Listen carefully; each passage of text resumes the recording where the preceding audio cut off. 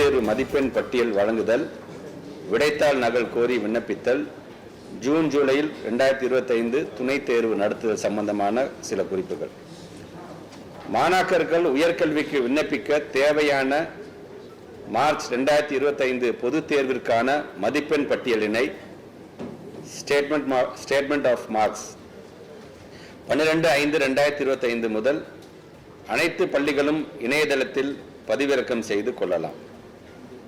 மேல்நிலை 2ஆம் ஆண்டு மாணாக்கர்கள் தங்களது விடைத்தாள் நகல் கோரி scan copy of answer sheets 13/5/2025 முதல் 17/5/2025 வரை தாங்கள் பயின்ற பள்ளியின் வாயிலாக விண்ணப்பிக்கலாம். தேர்வில் தேர்ச்சி பெறாத வருகை புரியாத மாணாக்கர்களின் எதிர்கால நலன் கருதியும் மேலும் ஒரு கல்வியாண்டு வீணாகாமல் தவிர்க்கும் பொருட்டும் மேல்நிலை 2ஆம் ஆண்டு துணைத் தேர்வினை 25/6/2025 முதல் நடத்திட திட்டமிடப்பட்டுள்ளது. இத்துணைத் தேர்வில் தேர்ச்சி பெறுவோர் இந்த கல்வியாண்டிலேயே உயர்கல்வி பயில தகுதியுடையராவார். இத்தேர்விற்கான கால அட்டவணை 9/5/2025 அன்று வெளியிடப்படும். துணைத் தேர்விற்கு பள்ளி மாணாக்கர்கள் தாங்கள் பயின்ற பள்ளிகள் வாயிலாகவும் தனித்தேர்வுகள் அரசு தேர்வுகள் இயக்க சேவை மையங்களிலும் 14/5/2025 முதல் 31/5/2025 வரை விண்ணப்பிக்கலாம் என்கின்ற அந்த செய்தியோடு வருகை தந்திருக்கின்ற பத்திரிகைத்துறை ஊடகத்துறை சார்ந்திருக்கின்ற நண்பர்கள் இந்த தேர்ச்சி சதவிகிதம் சார்ந்து உங்களுடைய மீடியாலையும் சரி அல்லது பத்திரிகையிலும் எழுதும் பொழுது மாணவ செல்வங்களை இன்னும் ஊக்கப்படுத்துகின்ற விதத்தில் யார் யாரெல்லாம் தேர்ச்சி பெறாமல் போனார்களோ அவர்கள் மீண்டும் இந்த துணைத் தேர்வை எழுத சொல்லி அதோடைய முக்கியத்துவத்தை உணர்த்துகின்ற விதத்தில் நீங்களும் உங்களுடைய செய்திகளை வெளியிட வேண்டும் என்ற ஒரு அன்பான வேண்டுகோள். ஏன்னா அவங்க கொடுக்க இன்னொரு சான்ஸ் மூலம் திருப்பி இதே ஆண்டில் அவங்களை கல்லூரியில் சேர்ப்பதற்கான ஒரு முயற்சியாக அதை செய்யும் பொழுது அதற்கு இன்னும் ஊக்கம் தருகின்ற விதத்தில் உங்களுடைய செய்திகளும் ஊக்கமளிக்கின்ற விதத்தில் அமைந்திட வேண்டும் என்கின்ற அந்த வேண்டுகோளோடு என்னுடைய உரையை இந்த அளவில் நான் நிறைவு செய்கிறேன். ஜிஆர் கொஞ்சம் 50% மேல இருக்கும். இது அப்படியே மெயின்டைன் பண்றதுக்கு இது பாஸ் பண்ணவங்களுக்கு அடுத்து கெரியர் கவரேஜ் எதுவும் பிளான் பண்றீங்களா? பொதுவாக இப்போ நான் முதல் திட்டம் மட்டும் இல்லாமல் ஒவ்வொரு பள்ளிக்கூடத்திலும் அங்கே இருக்கின்ற தலைமை ஆசிரியர்கள் மூலமாக உயர்வுக்கு படிக்கிறதுக்கு என்னென்ன தேவையான ஒரு கவுன்சிலிங் கொடுத்துருக்கோம், ஒரு ட்ரைனிங் நாங்கள் கொடுத்துருக்கோம். அது மூலமாக அந்த பிள்ளைகள் 11ஆம் வகுப்பு 12ஆம் வகுப்புல அவங்க டீச்சர்ஸ் கேட்க ஆரம்பிச்சிருவாங்க என்னென்ன காலேஜஸ் இருக்குது, எப்படி அப்ளை பண்ணணும், நம்மளுடைய டிஸ்ட்ரிக்டில் என்ன காலேஜ் இருக்குது, நம்ம ஸ்டேட்டில் என்ன காலேஜ் இருக்குது என்கின்ற விதத்தில் அந்த கெரியர் கைடன்ஸ் ஏற்கனவே நம்ம வழங்கப்பட்டிருக்கின்றது நான் முதல் மூலமாக. அதுக்கென்று தனியாகவே நம்ம வெப்சைட்டுமே வச்சுருக்கோம், உங்களுக்கே தெரியும். அதை தொடர்ந்து பிள்ளைகள் இன்னைக்கு மார்க் ஷீட் வாங்க வரும்பொழுதும் எங்களுடைய ஆசிரியர்கள் அதற்கென்று தனியாக ஒரு அக்கறை எடுத்துக்கொண்டு இருக்கிறார்கள். இந்த முறையும் அந்த அக்கறையை எடுத்துக்கொண்டு பிள்ளைகளை கல்லூரியில் சேர்ப்பதற்கு அதற்கான அரசாங்கம் சொல்லியிருக்கின்ற அந்த திட்டங்கள்லாம் எடுத்து சொல்கின்ற அளவுக்கு ஒவ்வொரு ஆசிரியர்களும் நாங்கள் ஒரு பயிற்சி வழங்கியிருக்கணும். அந்த விதத்தில் கண்டிப்பாக ஏன்னா உங்களுக்கே தெரியும், சட்டமன்றத்தை நான் பேசும்பொழுது அரசு பள்ளியை சார்ந்திருக்கின்ற பிள்ளைகள் கல்லூரியில் சேருகின்ற அந்த சதவீதம் என்பது 74% அதிகரித்திருக்குது என்று கூட நான் சொல்லியிருக்கேன். இது அரசு பள்ளியை சார்ந்திருக்கின்ற இந்த 47-48% நம்ம ஜிஆர் கொடுக்கும்போது அதில் எங்களோட அரசு பள்ளியில் இருக்க பிள்ளைங்க ஹையர் எஜுகேஷன் சேர்றதுக்கான அந்த சதவீதம் இன்னைக்கு அதிகப்படுத்தப்பட்டிருக்குது. கண்டிப்பாக அந்த அவேர்னஸ் இன்னைக்கு எல்லா இடத்துலையும் இருக்கிறதுனால கண்டிப்பாக இந்த முறையும் நம்முடைய ஜிஆர் அதிகமாகும் என்கின்ற நம்பிக்கை எங்களுக்கு இருக்கின்றது. சார், நம்ம அரசு பள்ளி மாணவர்களுக்கு இந்த ஆங்கில திறனை வளர்ப்பதற்கான முயற்சிகள் எந்த அளவில் இருக்குது சார்? ஏன்னா இன்னைக்கு எந்த ரிசல்ட்டில் கூட சார் எல்லா பாடங்களையும் 100 மாணவர்கள் ஆயிரக்கணக்கான மாணவர்கள் நிறைய இருக்காங்க. ஆங்கிலத்தில் ஒருத்தர் கூட 100 மதிப்பெண்கள் எடுக்க முடியாது சொல்றது. நீங்கள் சொல்கிற மாதிரி இங்கிலீஷ் லாங்குவேஜுக்காகத்தான் இந்த லாங்குவேஜ் தனியாக நாங்கள் ஒரு ஆய்வகமே நம்ம உருவாக்கணும். இந்த லாங்குவேஜ் லேப் அப்படின்னு நாங்கள் மயிலாடுதுறையில் நாங்கள் ஆரம்பித்தோம் 2 ஆண்டுகளுக்கு முன்பாக. இப்போ அந்த இங்கிலீஷ் லாங்குவேஜ் ரிலேட்டடாக இப்போ அதிகப்படியாக இப்போ அனௌன்ஸ்மெண்ட்டில் கூட பார்த்திங்கன்னா திறன் அப்படிங்கிற வகையில் ஒரு திட்டத்தை நாங்கள் அறிமுகப்படுத்தியிருக்கிறோம். அந்த திறன்கிற திட்டம் கிட்டத்தட்ட 6ஆம் வகுப்புலேருந்து 12ஆம் வகுப்பு வரை படிக்கக்கூடிய பிள்ளைகளுக்கு எங்கெங்கெல்லாம் ஸ்லோ லேர்னர்ஸாக இருக்கிறார்கள், எங்கெங்கெல்லாம் அவங்க கொஞ்சம் லேட்டாக அவங்க புரிஞ்சிக்க முடியுங்கிறதுக்கு தனியாக அதை ஃபோக்கஸ் பண்ணி இன்றைக்கி பல திட்டங்கள் வரும். அது இந்த கல்வியாண்டில் வரும்பொழுது அது உங்களுக்கு கண்டிப்பாக நாங்கள் என்ன மாதிரியான திட்டத்தை நாங்கள் உருவெடுத்திருக்கோம் என்பதை நீங்கள் முழுமையாக தெரிந்து கொள்ள முடியும். இங்கிலீஷில் வந்து இப்போ நீங்கள் சொல்கிற மாதிரி 68 பேர் சென்டம் வாங்கியிருக்காங்க என்று சொன்னாலும் அது இன்னும் அதை அதிகப்படுத்த வேண்டும். ஏன்னா தமிழ் அண்ட் ஆங்கிலம் என்பது எவ்வளவு முக்கியம் என்பதை நம்ம வந்து தொடர்ந்து நம்ம வலியுறுத்திட்டு வரும்போது அதுக்கு தகுந்தாப்ப ட்ரைனிங்கும் வழங்க வேண்டியது எங்களுடைய கடமை. ரூரல் பகுதியை சார்ந்திருக்கின்ற மாணவ செல்வங்களுக்கு அதிகப்படியான ஃபோக்கஸை கொடுக்கக்கூடிய விதத்தில் நாங்கள் அறிவிச்சிருக்கின்ற சட்டமன்றத்தில் அறிவித்திருக்கின்ற திறன் அப்படிங்கிற ஒரு திட்டம் மிகப்பெரிய அளவில் அவர்களுக்கு உதவி புரிகின்ற வண்ணம் அந்த திட்டம் செயல்படுத்தப்படும் என்பதை நான் தெரிவித்துக் கொள்கின்றேன்.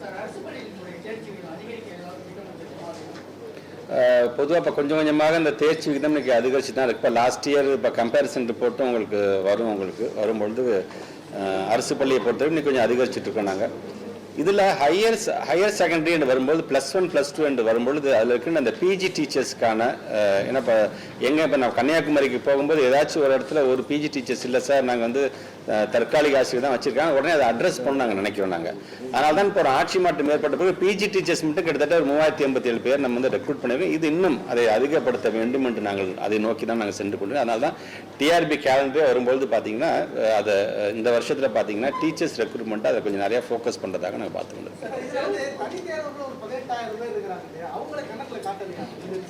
இருக்குங்க. தனித்தேர்வுகள் ஆமாம், அதை தனித்தேர்வுகள் 18,000 பேரில் தான் இப்போ 5,500 பேர் நம்ம தான் பாஸ் பண்ணியிருக்காங்க கூட நான் சொல்லியிருக்கேன். கிட்டத்தட்ட 32% தான் அவங்க தனியாக தான் இல்லை. அவங்களுக்கு அந்த புக்லெட் நான் கொடுத்தனா அதில் எல்லாமே ஃபுல் அண்ட் ஃபுல் நாங்கள் பிரிச்சே எழுதிட்டோம் எல்லாமே நாங்கள். அதனால தான் நம்ம வந்து சிறைவாசிகள் முதற்கொண்டு எல்லாமே தனியாக பிரித்து எழுதியிருக்கோம். கம்பேரிசன் ரிப்போர்ட்டும் இருக்குது. லாஸ்ட் இயருக்கு இந்த இயருக்கும் எவ்வளோ இருக்குது, இது 10மா நாங்கள் நாங்கள் அச்சீவ் பண்ணிட்டோமா அப்படின்னு பார்த்தா இல்லை, நாங்கள் இன்னும் அச்சீவ் பண்ணுறது நிறையா இருக்குது. 0.47% நாங்கள் அச்சீவ் பண்ணியிருக்கோம். 0.47 தெரியும். ஆனால் வால்யூமில் பார்க்கும்போது அது மிகப்பெரிய ஒரு வால்யூமாக இருக்கும். ஆனால் இது இன்னும் அதை அதிகப்படுத்த வேண்டும். முதலமைச்சர் கொண்டு வருகின்ற திட்டத்தை வந்து அந்த அவேர்னஸை பிள்ளைங்களுக்கு கொடுக்கும்போது இப்போ இந்த புதுமை பெண் திட்டம், இந்த தமிழ் புதன் திட்டம், இந்த 1000 ரூபாய் வழங்குவதாக இருந்தாலும் நான் முதல் திட்டத்தில் வந்து அந்த ஸ்கில் டெவலப்மெண்ட் ஓரியன்டாக அவங்க வந்து நான் பயிற்சி கொடுத்து அதில் 2 லட்சம் பேர் வேலையில் போய் சேர்ந்துருக்கதான். ஸோ இந்த மாதிரியான அந்த புரிதல் என்பது இன்னும் கொஞ்சம் கொஞ்சமாக அந்த பிள்ளைகளுக்கு போகணும். உயர்வுக்கு படி என்று சொல்கிறோம். சில இடத்துல கலெக்டர் ஆஃபீஸ்லேயே பார்த்தீங்கன்னா அங்கே இருக்கின்ற எங்களுடைய சிஓஸ் மூலமாக யாரையும் 12th முடிச்சுட்டு கல்லூரிக்கு சேராமல் இருக்க டேட்டா அவங்க இமீடியட்டாக நாங்கள் வந்து கேப்சர் பண்ணிட்டு அவங்கள பர்டிகுலர் அந்த ஸ்டூடெண்ட்டை மட்டும் எப்படி அவுட் ஆஃப் ஸ்கூலிங் வரும்போது வீடு தேடி போய் ஏன் ஸ்கூலுக்கு அந்த பிள்ளைங்க வரலாம் கொண்டு போய் நாங்கள் சேர்க்கிறோமோ அதுமாதிரி 12th முடிச்சுட்டு ஏன் அந்த குழந்தை போய் இன்னும் கல்லூரியில் சேரல அப்படிங்கிறதையும் எங்களுடைய டீச்சர்ஸ் வந்து தொடர்ந்து செஞ்சுட்டு இருக்காங்க. அதனால தான் நீங்கள் கேட்குற மாதிரி கிராஸ் என்ரோல்மெண்ட் ரேஷியோவை பொறுத்த வரைக்கும் இந்த ஆண்டு இன்னும் அது அதிகமாகும் என்கின்ற எனக்கு நம்பிக்கை எங்களுக்கு இருக்கிறது. கடந்த ஆண்டு அது மாதிரி டேட்டாஸ் எதை எடுத்துருக்குமா, எவ்வளோ பேர் அது மாதிரி நம்ம ஸ்கூலில் சேர்த்துருக்கோம், அவங்க என்ன கண்டுபிடிச்சிருக்கோம், எவ்வளோ அந்த டேட்டா நான் தரேன். ஒரு கலெக்டர் ஆஃபீஸஸ் வாங்கி நான் வந்து கன்சாலிடேட்டர் நாங்கள் கொடுக்குறோம். அதை நம்ம சார் அதே மாதிரி இந்த 10,000 பேர் வந்து தேர்வு எழுதலன்னு சொல்றாங்க. அவங்க வந்து இந்த நம்ம அடுத்த மாசம் நடத்துற தேர்வு அவங்க எழுத முடியுமா? ஆமாம், இந்த 10,049 பேர் யாரெல்லாம் வந்து நீங்கள் ஆப்சென்ட் ப்ளீஸ் திருப்பி நான் சொல்கிறேன்னு ஒரு நல்ல வாய்ப்பு உங்களுக்கு. இந்த சப்ளிமெண்ட்ரி எக்ஸாமில் தயவுசெய்து எழுதுங்க, பயப்படாதீங்க. எக்ஸாம் நீங்கள் எந்த பள்ளிக்கூடத்தில் எந்த கிளாஸ் உட்காந்து நீங்கள் பாடம் படிச்சிங்களோ அதே இடத்துல உங்கள் நண்பர்களோட தான் நீங்கள் உட்காந்து எழுத போகிறீங்க. புது இடம்லாம் கிடையாது. இருந்தாலும் ஃபஸ்ட்டு ஒரு அட்டெம்ப்டே எடுக்காமல் இருக்காதீங்க. அது மிகப்பெரிய அது ஒரு தவறாக போயிடும் உங்களுடைய வாழ்க்கையில். அந்த வாய்ப்புன்னு பாருங்கள், இப்போ எழுதுங்க. அதில் தேர்ச்சி பெறோமா, மார்க் குறையுதா, தேர்ச்சி பெறவில்லையா, நீங்கள் அட்டன் பண்ணாதானே தெரியும் நீங்கள் எதில் வீக்காக இருக்கீங்க, எதில் வீக்காக இல்லைன்னு. அப்படி நீங்கள் எதில் வீக்காக இருக்கிறீங்களோ உங்களை உடனடியாக எங்களோட டீச்சர்ஸ் வந்து அந்த அட்ரஸ் பண்ணி அந்த சப்ஜெக்ட் ரிலேட்டடாக உங்களுக்கு வந்து இன்றைக்கி ட்ரைனிங் கொடுக்கறதுக்கு அவங்க காத்துக்கிட்டு இருக்கிறாங்க. அதனால் பெற்றவங்க தயவு செஞ்சு பிள்ளைகளுக்கு படிப்போட அவசியத்தை எடுத்து சொல்லி இந்த 10,040 இப்போ கடந்த ஆண்டுலாம் பார்த்தீங்கன்னா கிட்டத்தட்ட 41,000 பேர் வந்து ஆப்சன்டீஸ் இருந்தாங்க. இன்றைக்கி அது 10,000 குறைஞ்சிருக்கோம் நம்ம. ஆனால் குறைஞ்சிருக்கோம் என்பது பெருமை கிடையாது. 10,000 பேர் வரலைங்கிறது எங்களுக்கு வந்து வருத்தமாகத்தான் இருக்கின்றது. ஆனால் அந்த பிள்ளைகளை படிப்போட அவசியத்தை சொல்லி எழுதுங்க. இந்த சப்ளிமெண்ட்ரி எக்ஸாம் உங்களுக்குமானது தான். யாரெல்லாம் தேர்ச்சி பெறவில்லையோ அவர்களுக்காக மட்டுமல்ல, யாரெல்லாம் வராமல் இருந்த ஆப்சன்டீஸ் இருக்கீங்களோ உங்களுக்கும் சேர்ந்து தான் நாங்கள் சொல்கிறோம். தயவுசெய்து நாங்கள் சொல்லுகின்ற டேட்ஸை நம்முடைய பத்திரிகை ஊடகத்துறை சார்ந்த நண்பர் மூலமாக அதை தெரிந்து கொண்டு உடனடியாக நீங்கள் வந்து அதுக்கும் நீங்கள் அப்ளை பண்ண வேண்டும் என்று நான் கேட்டுக்கொள்கிறேன். தேர்வு மையங்கள் இப்போ கிராமப்பகுதிக்கு அருகிலே இப்போ அருகமை பள்ளிகள் மாதிரி அருகமை தேர்வு மையங்கள் ரொம்ப தூரம் 30 கிலோமீட்டர் டிராவல் பண்ணி பொது தேர்வு எழுதுறது கஷ்டமாக இருக்குது. அசம்பிளியில் கூட கொஸ்டின்ஸ் நிறைய பேர் கேட்டாங்க. அது இன்க்ரீஸ் பண்ணுறதுக்கான ஐடியா இல்லை. இந்த 4 வருஷத்தில் பார்த்தீங்கன்னா கிட்டத்தட்ட ஒரு 410 புது இதுக்கு தேர்வு மையம் உருவாக்கி இருக்கிறோம். பட் நீங்கள் சொல்கிற மாதிரி எங்கே தூரமாக போக வேண்டியதாக இருந்துச்சு. சில நேரத்தில் பார்த்தீங்கன்னா தேர்வு மையம் கொடுக்கறது பிரச்சனை, தேர்வு மையம் கொடுப்பதற்கு சில விதிகள் இருக்குது. அங்கே இருக்கின்ற ஃபெசிலிட்டிஸ் ப்ராப்பராக இருக்குது, அங்கே அதுக்கு தந்தாப்புல டாய்லெட் ஃபெசிலிட்டிஸ் இருக்குதா, அங்கே வந்துட்டு போகிற தேர்வாளர்கள் சப்ளை அதுக்காக வரக்கூடிய சூப்பர்விஷன்ஸ்க்கு வந்துட்டு போகிற அளவிற்கு அந்த ஆக்சஸ் இருக்குதா, இதெல்லாம் பார்த்து சில விதிகள் மூலியமாக தான் கொடுக்குறோம். அதுலேயும் பார்த்தீங்கன்னா நீங்கள் சொல்கிற மாதிரி 10th தேர்வு மையமாக இருந்தாலும் சரி, 12th தேர்வு மையமாக இந்த 4 ஆண்டுகளில் கிட்டத்தட்ட ஒரு 410 தேர்வு மையங்கள் நாங்கள் புதுசாக உருவாக்கியிருக்கோம். இனி வருங்காலத்தில் அதெல்லாம் ஒரு ரீசனாக யாராச்சும் சொன்னாங்கன்னா கண்டிப்பாக அதுவும் நீங்கள் இப்படி இந்த விதிகளை ஸ்ட்ரிக்டாக நான் தான் ஃபாலோ பண்ணல, அப்போ நான் இப்படி இருந்தால் நான் கண்டிப்பாக வரேன்னா அதையும் ரிலாக்ஸ் பண்ணுறதுக்கு நாங்கள் ரெடியாக இருக்கணும். மாணவர்களுடைய நலன் கருதி 10ஆம் வகுப்பு உள்ளிட்ட மாணவ புத்தகங்கள் வந்து தமிழ் சில அலகுகள் 3 அலகுகள் நீக்கப்பட்டதாக தகவல் வருது. அது உண்மைதானா? ஆமாம், இது தமிழ் என்று வரும்பொழுது ரொம்ப டீட்டெயில்டாக போகாமல் அந்த குழந்தைங்களுக்கு என்ன தேவைப்படுகின்ற அளவிற்கான அந்த தமிழை நம்ம சொல்லித்தர வேண்டும். ஏன்னா தமிழை பார்த்தாலும் இந்த பிள்ளைங்க யாரும் பயந்துடக்கூடாது, தமிழ் நம்ம தமிழ் அந்த ப்ரைடோட படிக்க வேண்டும் என்று நாங்கள் ஆசைப்படுகிறோம். அதனால தான் அந்த பிள்ளைகளுக்கு என்ன தேவை, தமிழில் தன்னோட பிள்ளைங்கள் என்ன தெரிந்து கொள்ள வேண்டும் என்று ஆசைப்படுகிறதுக்காக தகுந்தாக போல அதை நாங்கள் வடிவமைச்சிட்டு அதை பல்வேறு தமிழ் ஆசிரியர்கள் அது உள்ளபடியே அது வரவேற்றிருக்கிறார்கள். இது ஆசிரியர் பெருமக்களுக்கும் சரி, மாணவ செல்வங்களுக்கும் இது நல்ல விதத்தில் அது பயன்படும் என்ற விதத்தில் தான் அதை நாங்கள் செஞ்சுருக்கோம்.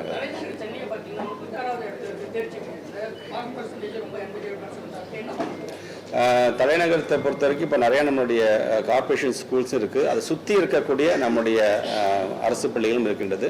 கண்டிப்பாக அது சார்ந்து, ஏன்னா இப்போ ஒவ்வொரு ஊர்லேயும் ஒவ்வொரு விதமான பழக்க வழக்கம் இருக்குது. பட் இங்கே நாங்கள் 34th பிளேஸ் அது எங்களுக்கே ஒரு மிகப்பெரிய ஒரு அதிர்ச்சியாகத்தான் இருந்தது. இதில் அதிகப்படியாக கவனத்தை செலுத்த வேண்டும் என்று எங்களோட சிஓஸ் லெவலில் நாங்கள் சொல்லியிருக்கோம். இப்போ ஒன்றும் இல்லை, இப்போ இந்த நாங்கள் அனலைஸ் பண்ணி வச்சிருக்குது என்பது நாட்டு மக்களுக்கு தெரிவிப்பதற்கு மட்டுமல்ல, எங்கள் துறை சார்ந்திருக்கிற அதிகாரிகளுக்கு இது சார்ந்து அடுத்தது நாங்கள் மீட்டிங் வைக்க போகிறோம். நாங்கள் அதில் என்ன தான் what are the plus and minus, என்ன நடந்திருக்குது, எதனால் இதெல்லாம் குறைந்திருக்குது என்கின்ற விதத்தில் இது எங்களோட சிஓஸ் எங்கள் டீச்சர்ஸ் நாங்கள் இதை அக்யூஸ் பண்ணுறதுக்காக அவங்களையும் நாங்கள் ஊக்கப்படுத்தணும். அவங்களும் மனுஷங்க தான், அவங்களையும் ஊக்கப்படுத்தணும். அவங்க போடுற சில எஃபர்ட்ஸ் சில சம்டைம்ஸ் இந்த மாதிரியான ரிசல்ட்டை கொடுக்கும்போது அவங்களும் தோன்றிவிடக்கூடாது என்பதற்கு அவங்களையும் ஊக்கப்படுத்துகின்ற விதத்தில் தான் கண்டிப்பாக அந்த வருகின்ற மீட்டிங்ஸ் கண்டிப்பாக அமையும். அந்த விதத்தில் நீங்கள் சொல்ற மாதிரி தலைநகரம் அடுத்த கல்வியாண்டில் ஒரு நல்ல ஒரு இடத்துக்கு வரும் என்கிற நம்பிக்கை எங்களுக்கு இருக்கு. எந்தெந்த பாடங்களுக்கு சிலபஸ் குறைக்கப்பட்டிருக்கு சார்? தமிழ் சொன்னீங்க, இல்லை இப்போதைக்கு தமிழ் மட்டும்தான். இப்போ எஸ்சிஆர்டி சார்ந்து இப்போ நம்ம டிஸ்கஸ் பண்ணுறோம். ஏன்னா இப்போ எஸ்சிஆர்டியில் அடுத்த கல்வியாண்டுக்கு நம்ம அடுத்தது கணினி ரிலேட்டட் என்ன கொண்டு வரது பற்றி நம்ம பேசிட்டு இருக்கோம். ஆர்டிஃபிஷியல் இன்டெலிஜென்ஸ் எல்லாம் போயிட்டு இருக்கோம். நம்ம அதில் இன்னைக்கு நமக்கு தேவையானது எதெல்லாம் இருந்தால் போதும் நமக்குங்கிற மாதிரியான அவங்க அசஸ் பண்ணிட்டு இருக்காங்க. அது வந்ததுக்கு அப்புறம் அது கண்டிப்பாக 10th ரிவிஷன் பண்ணுறோம். ஆமாம், இப்போ நீங்கள் இப்போ அனௌன்ஸ்மெண்ட்டில் நம்ம ஒரு அனௌன்ஸ்மெண்ட் கொடுத்துருக்கோம் இல்லையா, revamping of the curriculum and syllabus. பொதுவாக 5 வருஷம் 7 வருஷம் இப்போ கடந்துருச்சு, அந்த ஆண்டுகளே கடந்துருச்சு, நிறைய நாங்கள் பண்ணியிருந்துருக்கோம். அது பட் இந்த ஆண்டு அதற்கான அறிவிப்பு அதுக்குன்னு தனியாக இப்போ நிதி ஒதுக்கீடு செய்யப்பட்டு அதுக்கான வேலை நடக்கும்போது ஓவராலாகவே அது என்ன தேவை என்பதை கண்டிப்பாக மாற்றக்கூடிய அளவுக்கு அது இருக்கும். ஆமாம், 6th இந்த ஆர்டிஃபிஷியல் இன்டெலிஜென்ஸ்க்கான இதை எஸ்சிஆர்டி இப்போ ஃபுல்லாக உட்காந்து பண்ணி பார்த்துருக்கேன். மத்திய அரசுக்கு தலைமை செயலர் அளவில் ஒரு கடிதம் எழுதிருக்கேன். ஆர்டிஇ படி பார்த்தீங்கன்னா எந்த பிள்ளை ஒரு வீக்கர் செக்ஷன் இருக்கிற பேரண்ட்ஸும் தங்களோட பிள்ளைங்களை தனியார் பிள்ளை சேர்க்கணும்னு ஆசைப்படணும், தவறு கிடையாது. ஆனால் இன்னும் பார்த்தீங்கன்னா நம்மளுடைய பழைய கணக்கு இன்னும் நம்ம கொடுக்காம இருக்காங்க. கிட்டத்தட்ட 600 கோடிக்கு மேலே இன்னைக்கு நம்ம தர வேண்டியது. பொதுவாக பார்த்தீங்கன்னா நாம கொடுத்துருவோம். நாம கொடுத்ததுக்கு பிறகு மத்திய அரசு அதை அதுக்கப்புறம் தான் மத்திய அரசு நம்ம ரீஎம்பர்ஸ் பண்ணுவோம் நம்ம. பட் இந்த முறை பார்த்தீங்கன்னா இந்த உங்களுக்கே தெரியும், இப்போ சமகர சிக்ஷால ஒன் ஆஃப் த பேராமீட்டர் எதுவும் பார்த்தீங்கன்னா இந்த ஆர்டிஇ அப்படிங்கிறதே பார்த்தீங்கன்னா எப்போ இது ஆரம்பிக்கப்பட்டதுன்னா சுப்ரீம் கோர்ட் டைரக்ஷனில் ஒரு சென்ட்ரல் கவர்மெண்டோட ஆக்டாக வந்தது தான் இந்த ஆர்டிங்கிறது. அப்படி சுப்ரீம் கோர்ட் டைரக்ஷன் சொன்னதே இன்னைக்கு அவங்க மதிக்காமல் இருக்குது. உள்ளபடியே எங்களுக்கு அது வேதனையாக இருக்கின்றது. இது சார்ந்து பல பிள்ளைங்க ஒரு வருஷத்துக்கு 79,000 இருந்துச்சு, இப்போ 1,00,000 பிள்ளைங்க வரைக்கும் இன்னைக்கு தனியார் பள்ளியில் சேர்க்கக்கூடிய அந்த வாய்ப்பை அவங்க பறிக்கிறார்கள் என்பது வேதனையாக இருக்கின்றது. இருந்தாலும் நாங்கள் இதை மென்ஷன் பண்ணியே எங்களோட தலைமை செயலாளர் மூலமாக மத்திய அரசுக்கு கடிதம் எழுதியிருக்கணும். இன்னும் ரிப்ளை வரல, வந்துச்சுன்னா அதுக்கு நம்ப அது கால் எடுக்கும். 617 கோடி வரைக்கும் இது வரைக்கும் நம்ம வரோம்.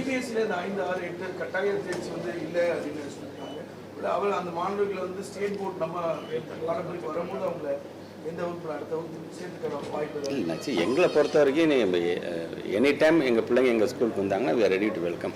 ஆனால் இன்றைக்கி அந்த சிபிஎஸ்சிலேருந்து இந்த 5, 6, 8 அப்படிங்கிறது அது சில சமயம் சங்கடமாக இருக்குன்னா ஒரு நாட்டினோட ஒரு மூத்த அமைச்சர் பேசும்போது ஏன் ஒரு வருஷம் ஃபெயில் ஆகிட்டு தான் படித்தா தான் என்ன ஆகும் அப்படின்லாம் சொல்லவே கூடாது. அந்த வார்த்தைகள்லாம் ட்ராப் அவுட் ரேஷியோ இன்றைக்கி வந்து எலிமெண்ட்ரி லெவலில் நம்ம வந்து நெல்லாக்கியிருக்கோம் நம்மளுடைய ஸ்டேட்டை பொறுத்த வரைக்கும்.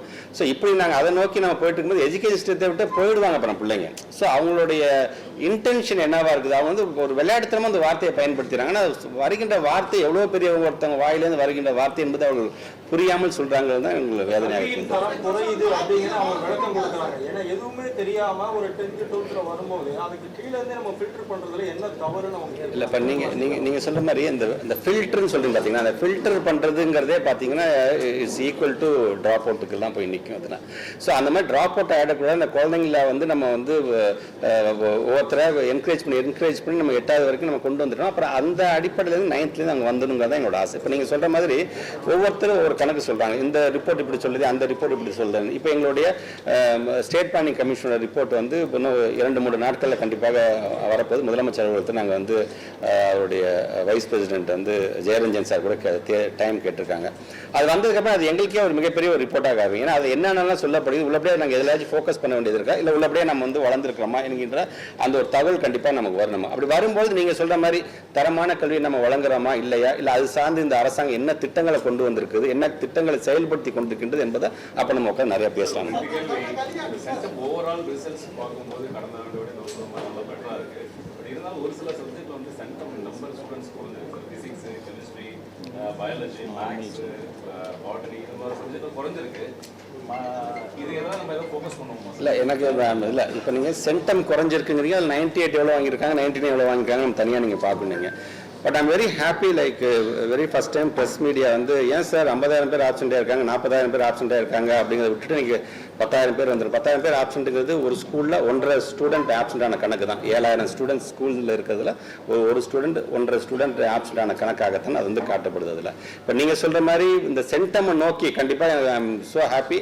எங்களோட எய்ம் மேபி அடுத்தது கட்டாயம் தேர்ச்சி விகிதத்தை பற்றியே பேசாதீங்க சார், இனிமேட்டு ஒவ்வொரு சப்ஜெக்ட்லையும் 100க்கு 100 வாங்குற பசங்க அதிகப்படுத்துங்கன்னு சொல்கிறீங்க பார்த்தீங்களா, அந்த அளவுக்கு நாங்கள் சிஸ்டத்தை நாங்கள் கொண்டு வந்திருக்கோங்கிறதை நான் வந்து பெருமையாக தான் நினைக்கிறேன். 98.8% வந்திருக்கு ப்ரைவேட். 100க்கு 100 கேட்குறீங்களா இல்லை 98.8 இருக்குது. 98.8 தானே இப்போ ப்ரைவேட் ஸ்டூடெண்ட்ஸ் கேட்குறது. 32.54 மேனேஜ்மெண்ட் வாரியார் 32.54 தனித்தேர்வுகள் இருக்காங்க. 18,000 பேர் 5,500 பேர் அவங்க பாஸ் பண்ணி அவங்க தனியாக படிச்சுட்டு எல்லாமே இந்த என்இபி வந்து நம்ம தமிழ்நாடு எதிர்க்குது, நிறைய விஷயங்கள் ஏற்றுக்கொள்ள முடியாதுலாம் நீங்களும் சொல்லிருக்கீங்க, சிஎம் சொல்றாரு. But at the same time state education பாலிசியோட நிலை என்னங்கிறதே அவங்க சப்மிட் பண்ணி ரொம்ப இல்லை நீங்கள் எப்போ வரும்? இல்லை 2 நாட்களுக்கு முன்னாடி வெரி ஃபர்ஸ்ட் டைம் ஒரு பெரிய நிகழ்வை தமிழ்நாடு முதலமைச்சர் நடத்தி காமிச்சாங்க. எல்லா ப்ரெஸ் அண்ட் மீடியாஸோட எடிட்டர்ஸை கூப்பிட்டு ஒரு இது பண்ண அதில் இது ஒன்றாவது கேள்வியாக கிடந்த எஸ்சிபி எப்போ நீங்கள் பண்ண போகிறீங்க அப்படின்னு சொல்லும் பொழுது அது சார்ந்து நிறைவாக பேசின அதிகாரி சொன்னார், எஸ்சிபி வந்து உடனடியாக மிக விரைவாக அது வந்துட போகுது அப்படின்னு கூட சொல்லியிருக்கிறாங்க. அது வந்ததுக்கு அப்புறமேட்டு கண்டிப்பாக எங்களோட ஸ்டாண்ட் என்ன அதுதான் எஸ்சிபி இப்போ அவங்க சொல்லிட்டாங்க இல்லையா, எனக்கு எல்லாத்துக்கும் எடிட்டர்ஸ்க்கு முன்னாடி சொல்லிட்டாங்க எஸ்சிபி மிக விரைவாக நாங்கள் வந்து ரிலீஸ் பண்ண போகிறோம். அப்படி ரிலீஸ் பண்ணும்போது அரசாங்கத்தோடைய ஸ்டாண்ட் என்னவா இருக்குது, ஸோ இதுதான் நீங்கள் அக்செப்ட் பண்ணுறீங்க, இதுதான் சிஸ்டம், இதை தான் நீங்கள் ஃபாலோ பண்ண போகிறீங்களா அப்படிங்கிற மாதிரியான ஒரு இது கண்டிப்பாக அந்த ரிப்போர்ட் உங்களுக்கு வந்துடும். Yes sir. இல்லை இப்போ எங்களுக்கு என்ன அவங்களுக்கு பாசிட்டிவ் ரிப்ளை கொடுக்க போகிறாங்கன்னு தெரியல. ஏன்னா அவங்க வந்து ஃபர்ஸ்ட் ஆஃப் ஆல் ஏதாச்சும் ஒரு காரணம் சொல்லி கண்டிஷன் பேசிஸில் எம்ஓஏ கையெழுத்து வாங்க சொல்லுது, அது வந்து அகெயின்ஸ்ட் கான்ஸ்டியூஷன், அது பண்ணவே கூடாது. அது ஏன்னா ஒரு பில் பாஸ் பண்ணதுக்கான இதை பணத்தை வந்து அவங்க ஒதுக்க வேண்டியதான் அவங்க கட்டாயம், அதை பண்ணாமலே தவறு தான். பட் இருந்தாலும் ஆர்டிஇ சம்பந்தமாக நாங்கள் எழுதியிருக்கோம், நாங்கள் இது அகெயின்ஸ்ட் கான்ஸ்டியூஷன் மாதிரி போய்ட்டு அந்த பணத்தை ரிலீஸ் பண்ணுங்கன்னு. அது வரது தகுந்தாப்புல நம்ம கண்டிப்பாக தமிழ்நாடு முதலமைச்சர் அதுக்கான ஒரு கால் எடுப்போம்.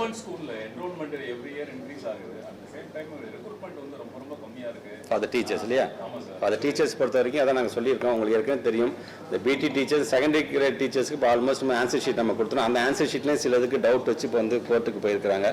ரெக்ரூட்மெண்ட் இல்லை, லாஸ்ட் இயர் நாங்கள் ஆரம்பிச்சது இன்னைக்கு வரைக்கும் வேலை என்ன சொன்னார் பட்ஜெட் அப்போ கேட்டதுக்கு ரொம்ப கம்மியாக இருக்குன்னு கேட்டதுக்கு எங்களுக்கு உணவு கொடுத்தாங்க, அதிகமாக நாங்கள் என்ன வேக்கன்சிங்க தான் எல்லாத்துக்குமே தெரியும், அது நாங்கள் கொடுக்கணும்னு அவசியமே கிடையாது. அதில் எனக்கு வந்து எல்லாருமே தான் வேணும். எங்களுக்கு இந்த தனி தேர்வர்களுக்கு கண்டறிந்து அரசு அவங்களுக்கு கோச்சிங் கொடுக்க நடவடிக்கை தான் இருக்கு. வந்தாங்கன்னா நாங்கள் தே ஆர் மோஸ்ட் வெல்கம். ஏன் எங்களுடைய ஸ்கூல் ப்ரெமிசஸில் தான் நாங்கள் வந்து ட்ரைனிங்கே பண்ணுறோம். வந்தாங்கன்னா கண்டிப்பாக நீங்கள் சொல்கிற மாதிரி, ஏன்னா அப்படி தனித்தேர்வுகள் இல்லாமலே சார் எங்களே நாங்கள் இணைச்சிக்கிறோன்னு சொல்லி வந்திருந்துருக்கலாம். அப்படி வரவங்க நாங்கள் வெல்கம் பண்ணுறோம். இப்போ நீங்கள் சொல்கிற மாதிரி இதுக்கு தனியாக நாங்கள் கூட ஒரு ஃபோக்கஸ் பண்ணலாங்கிறது நல்ல ஐடியா ஆக்சுவலாக. சென்னையோட பர்சன்டேஜ் ஒரு 35வது இடத்துல தான் சென்னை இருக்கு. செலவு பட்டியும் சென்னையில் இல்லை அப்போ அதான் ஏற்கனவே சொன்ன மாதிரி அசஸ் ரிப்போர்ட் வந்ததுக்காக சிஓஎஸ் மீட்டிங் நாங்கள் வைக்க போகிறோம். நாங்கள் அதில் நாங்கள் வந்து இது சார்ந்து என்ன நாங்கள் டிஸ்கஸ் பண்ணிவிட்டு அதுக்கான ஒரு நல்ல ரிசல்ட்டை அடுத்த வருஷம் கொடுக்கறதுக்கு அவங்களே நாங்கள் ஊக்கப்படுத்த மாதிரி இருக்கோம். Thank you ma'am. தேங்க்ஸ்.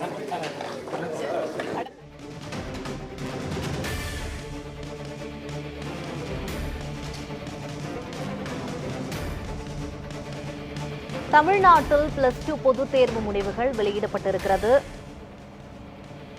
பள்ளிக்கல்வித்துறை அமைச்சர் அன்பில் மகேஷ் பொய்யாமொழி தலைமையில் +2 தேர்வு முடிவுகள் வெளியிடப்பட்டிருக்கிறது. அரியலூர் மாவட்டத்தில் மொத்தமுள்ள 92 பள்ளிகளில் 58 பள்ளிகள் 100% தேர்ச்சி பெற்றிருக்கிறது. +2 பொதுத் தேர்வு மதிப்பெண் அடிப்படையில் அரியலூர் மாவட்டம் முதலிடம் பிடித்திருக்கிறது.